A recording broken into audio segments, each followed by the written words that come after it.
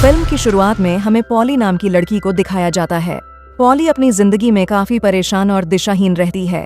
वह मेहनती तो है, लेकिन अपने अंदरूनी उलझनों और डर के कारण आज तक अपनी जिंदगी को सेटल नहीं कर पाई।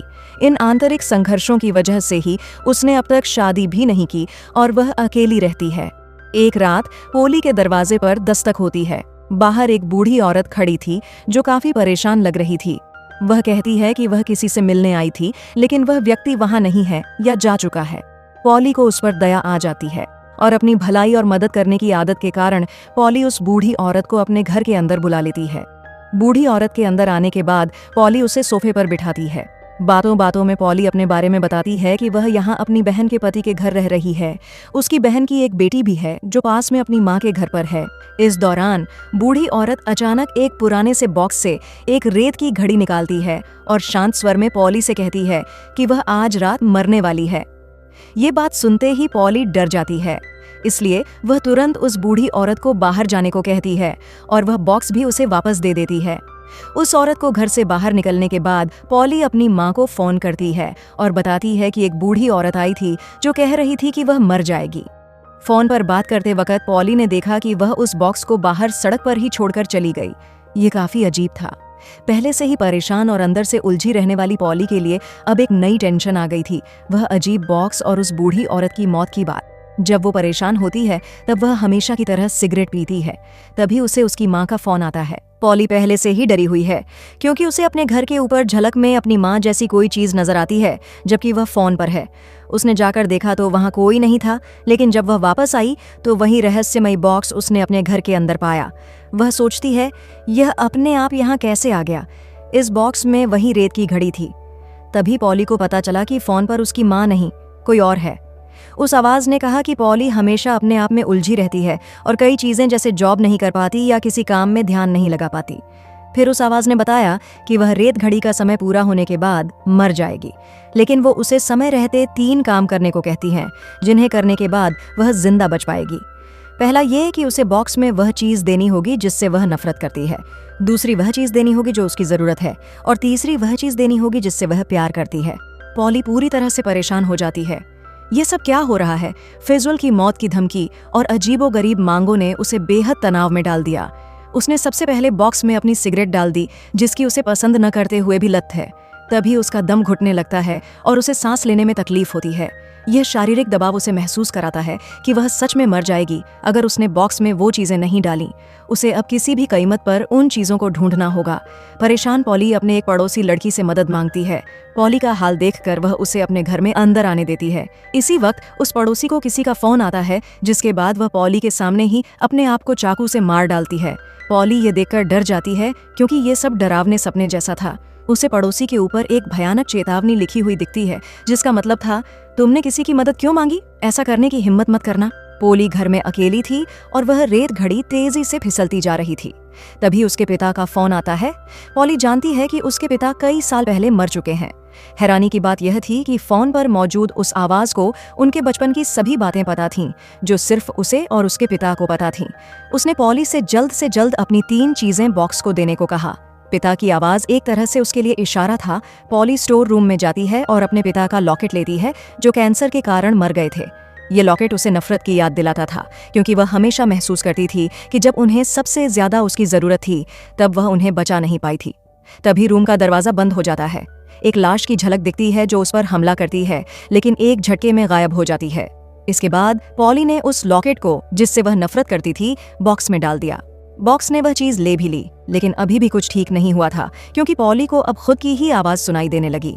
उसने देखा कि उसके सामने उसकी परछाई उसे डरा धमका रही है कि वह इस बॉक्स को एक और चीज देना भूल गई है। वह अपने आप को ही देखकर डर जाती है कि यह सब कैसे संभव है। इतने में उसकी माँ का फोन आ जाता है। उसकी माँ पूछती है कि उसने उसे कई बार कॉल किया है, इसकी क्या वजह है। पॉली हैरान होती है और कहती है कि उसने अपनी माँ को फोन नहीं किया है, जबकि उसकी माँ बताती है कि उसने पॉली को अपने घर के सामने देखा है। पॉली डर जाती है कि यह वही डरावनी शक्ति तो नहीं है और वह उसकी माँ को नुकसान पहुंचा सकती है। इसलिए वह अपने घर से बाहर भागना चाहती है, लेकिन दरवाजे पूरी तरह से बंद थे। वह घर के अंदर ही फिलहाल कैद है। परेशान होकर पॉली इस बॉक्स से पूछती है कि उसे और क्या चाहिए। तभी टीवी में उसकी पुरानी छोटी पॉली दिखती है, जो बार बार उसके पैर की तितली वाली उंगली की तरफ इशारा करती है। पॉली के पास ही एक तेज धार वाला कट्टर था जो उस शक्ति ने उसे दिया था। पॉली समझ गई कि उसे क्या करना है। वह तुरंत अपने पैर की तितली वाली उंगली को काट देती है। उसे बहुत ज्यादा दर्द सहना पड़ता है और काफी खून भी बह जाता है। उसने किसी तरह अपने आप को संभाला और उस उंगली को बॉक्स में रख दिया। बॉक्स ने वह उंगली तो ले ली, लेकिन अभी भी घर का मेन दरवाजा नहीं खुला। पॉली गुस्से से चिल्लाती है कि उसे और क्या चाहिए। तभी फोन पर आवाज आती है, गलत गलत गलत। उस शक्ति ने एक और इशारा दिया कि उसे इस बार अपने हाथ की उंगली काटकर देनी होगी, यानी वह चीज जिसकी उसे जरूरत है। पॉली के पास कोई और चारा नहीं बचा था, तो उसने अपनी उंगली भी किसी तरह काटकर उस बॉक्स को दे दी और तभी घर का मेन दरवाजा खुल जाता है। इसके बाद पॉली गाड़ी लेकर सीधा अपनी माँ के घर जाती है। वहां जाकर वह उस कमरे में जाती है जहां उसकी छोटी भांजी रहती है, लेकिन उसने देखा कि वह मर चुकी है। पॉली डर जाती है कि यह सब क्या हो रहा है।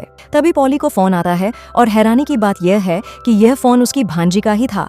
पॉली को कुछ समझ नहीं आता, वह वहां मरी हुई है लेकिन उसका ही फोन आ रहा है। फोन पर आवाज ने कहा कि जिससे उसे सबसे ज्यादा प्यार है वह चीज उसे बॉक्स को देनी होगी। पॉली जानती थी कि वह सबसे ज्यादा अपनी भांजी से ही प्यार करती है। तभी वह बॉक्स अपने आप इस घर में आ गया था। पॉली समझ गई। उसने तुरंत अपनी भांजी के बालों को काटा और उसे बॉक्स के अंदर डाल दिया। बॉक्स ने वह चीज ले ली। इतना होते ही उसकी माँ आ जाती है। वह कहती है कि उसने पॉली को फोन किया था। पॉली को अपनी माँ को देखकर लगा कि अब सब कुछ नॉर्मल हो गया है और तुरंत ऊपर अपनी भांजी के पास जाती है। ये देखकर वह बहुत खुश होती है कि वह जिंदा थी, मरी नहीं थी। लेकिन तभी बच्ची के हाव भाव बदल जाते हैं। उसका चेहरा डरावना हो जाता है। पॉली घबराकर भागने की कोशिश करती है, लेकिन भांजी ने उस पर हमला कर दिया। पॉली जब जागी तो अपने घर में थी। वह बॉक्स से पूछती है कि उसने उसको सब कुछ दे दिया, जिससे नफरत, जरूरत और प्यार, फिर भी वह उसका पीछा क्यों नहीं छोड़ रहा। इस बॉक्स की रेत घड़ी का समय पूरी तरह ही खत्म होने वाला था, जिससे पॉली डर जाती है और अपनी अंगूठी, गले का लॉकेट, सब कुछ, यहाँ तक कि अपना खून भी उस बॉक्स में डाल देती है। लेकिन बॉक्स ने उसे धोखा दिया। टाइम लैंप का समय भी खत्म होने वाला था। इसके बाद पॉली मदद मांगने के लिए एक घर के पास जाती है। वह देखती है कि वहां एक युवा लड़की कैरोलिना रहती है। वो लड़की पूछती है कि क्या दिक्कत है। अजीब बात थी कि पॉली पूरी तरह अटपटे जवाब दे रही थी कि वह किसी को ढूंढने आई थी, पर वह ठीक उसी तरह जवाब देते हुए घबराई हुई किसी और के दरवाजे पर आई है, जैसे बूढ़ी औरत उसके पास आई थी। लड़की ने उसकी मदद के लिए उसे अपने घर के अंदर आने दिया। कुछ देर बात हुई, जिसके दौरान पॉली उस लड़की को कहती है कि वह बहुत अच्छी है, लेकिन वह इस तरह रात को आई और अगर उसे डर लग रहा है तो वह पुलिस को बुला सकती है। लड़की को ऐसी अजीब बातें सुनकर डर लगता है, इसलिए वह कहती है कि उसके पेरेंट्स रास्ते में हैं और उसे डर नहीं लग रहा। लेकिन इसके बाद पॉली वही बॉक्स उसे देकर कहती है कि वह मरने वाली है। यह देखकर वह लड़की घबरा जाती है और पॉली को बाहर जाने को कहती है। पॉली ने भी बुढ़िया की तरह ऐसा किया। खैर, इसके बाद पॉली अपने घर पर वापस चली जाती है। तभी उसके पास वही बूढ़ी महिला दोबारा बॉक्स लेकर आती है और कहती है कि इस बॉक्स ने उसे धोखा दिया, वह उसे छोड़ नहीं रहा है और अभी भी डराता है। बूढ़ी महिला सोचती है कि अगर वह पॉली को मारकर बॉक्स को दे दे तो बॉक्स उसका पीछा छोड़ देगा, इसलिए वह पॉली पर हमला करती है। लेकिन किसी तरह पॉली ने उल्टा उसको मार दिया। मरते समय बूढ़ी महिला पॉली को बताती है कि वह बहुत अच्छी है और उसने उसको बॉक्स देकर गलती की।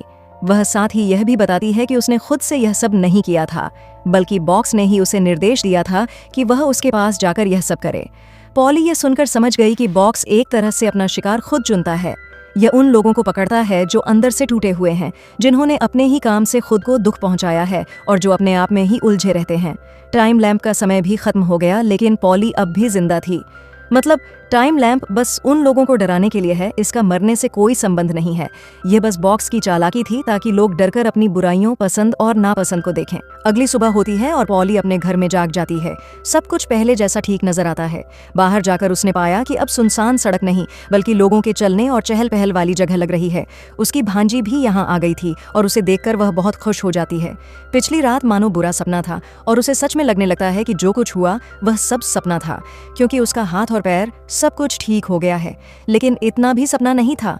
पॉली अपनी पड़ोसी लड़की के पास जाती है और माफी मांगती है, क्योंकि बेशक बॉक्स ने उसे उसके पास जाने को कहा था, लेकिन उसने गलत किया। इसलिए वह उससे वो बॉक्स वापस मांगती है जो उसने पिछली रात दिया था। लेकिन वह पड़ोसी लड़की कहती है कि वह उसे जानती तक नहीं, वह उसे मिली तक नहीं। और कौन सा बॉक्स? पॉली हैरान होकर वहां से चली जाती है। पॉली को लेकिन कहीं ना कहीं लगता है कि यह सब असल में हुआ था, लेकिन सब कुछ ठीक कैसे हो गया यह उसे समझ नहीं आ रहा था। हम उस पड़ोसी लड़की को देखते हैं जिसकी दीवार पर लिखा था, किसी पर विश्वास मत करो, सब झूठ बोल रहे हैं। इसका मतलब है कि बॉक्स सच में उस पड़ोसी लड़की के पास है। पिछली रात सपना नहीं था, बल्कि बॉक्स का माया जाल था और वह उसे डरा रहा है। बॉक्स उसे अपने ही परिवार वालों को मारने पर मजबूर कर दिया। ये सब शायद बॉक्स का भरमजाल है जिसमें ये लड़की फंस गई। लेकिन ये समझ आया कि बॉक्स लोगों की परीक्षा लेता है, क्योंकि हमारे अंदर का डर और उलझन ही वह सबसे बड़ा हथियार है जिसका इस्तेमाल बुराई हमारे खिलाफ करती है। जब तक पॉली ने अपनी नफरत, जरूरत और प्यार को पहचान कर खुद का सामना नहीं किया, तब तक वह उस जाल में फंसी रही। बॉक्स का असली मकसद बदला नहीं, बल्कि आत्म जागरूकता का भयानक रूप था। वैसे आपका इस पर क्या ख्याल है, कमेंट में जरूर बताना। आपसे लेते हैं विदा, मिलते हैं किसी और वीडियो में। धन्यवाद।